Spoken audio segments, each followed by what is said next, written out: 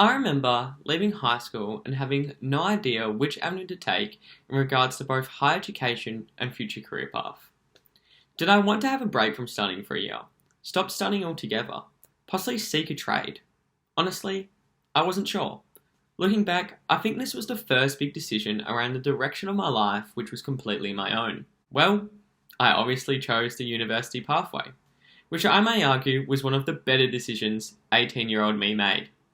Choosing this path has allowed me to learn an abundance of life lessons, meet many like-minded individuals who will likely be lifelong friends, prepared me for my future career path, and is ultimately why I am the person I am today. The Employability Tool is a self-assessment tool which enables students to discover their strengths and weaknesses and seek to strengthen students' employability. I found it quite interesting and useful, as it had me pondering on questions which I hadn't necessarily thought about before and required some deep thinking. Questions like, overall, I'm satisfied with myself, are questions people don't typically ask themselves, but I'm glad this tool prompted me to do so, as I can see the importance of reflection on such a simple question. I did the test twice, once in week 1 and one at the end of the semester. In week 1, my results looked like this. My biggest strength coming from the understanding of my occupational literacy, which encompasses the two qualities of career awareness and exploration, and having a plan B for your career. I wasn't too surprised by this, as since the beginning of university life, my career goals and what I want in life have always been at the forefront of my mind, and are more or less my primary motivator. However, I was a little surprised that this was my biggest strength, as I thought that it would have been emotional literacy or personal and critical literacy, as my social skills and my awareness is what I typically feel are my biggest strengths. However, when I most recently utilised the tool, it showed that I was actually quite balanced, and as you can see, emotional literacy is actually my most shaded skill now. Most of my skills are balanced, however again it demonstrates I still have areas to improve on, such as personal and critical literacy and ethical, cultural and social literacy. I believe my results are different, particularly the difference in occupational literacy and emotional literacy, because enhancing your business mind has shifted my thinking from focusing too much on the technical side of my degree to the more soft skills like communication, teamwork and awareness as being vital parts of employability.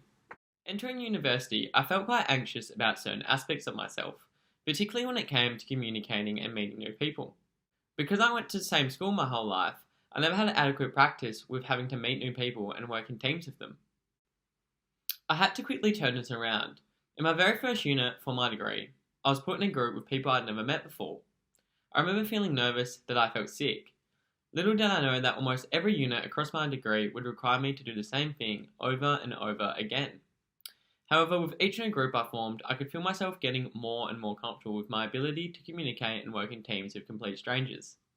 This is one of the many reasons that I feel my major of marketing and entrepreneurship was the perfect fit for me, as it forced me to address these concerns and allowed me to shake off these worries and fears and turn them into strengths.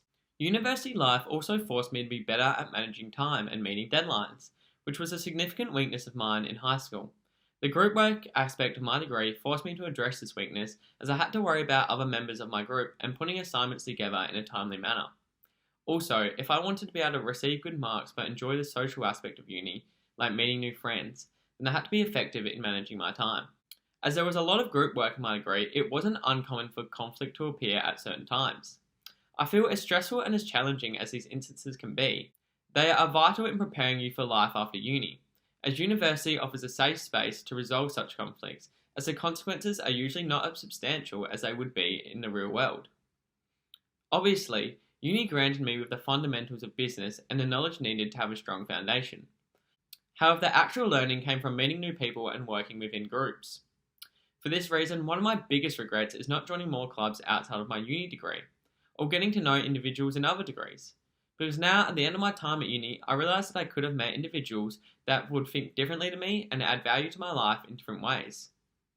I hope one day I'll be able to rectify this regret, as in the future I hope to go back to do further study, maybe within the next 10 to 15 years. I also think entering uni life as a mature age student could be interesting and present me with another unique experience to the one I've just had. Enhancing your business mind provided me the linkage of what was learnt throughout my degree and how far I'd come from my first year of uni, The group work consistently provided me with a space to recognise how far I'd come with my ability to connect and communicate with new people I just met. I remember specifically thinking this in Seminar 4 with the exercise which required us to turn spaghetti, string and tape into the tallest structure we could whilst balancing a marshmallow on top.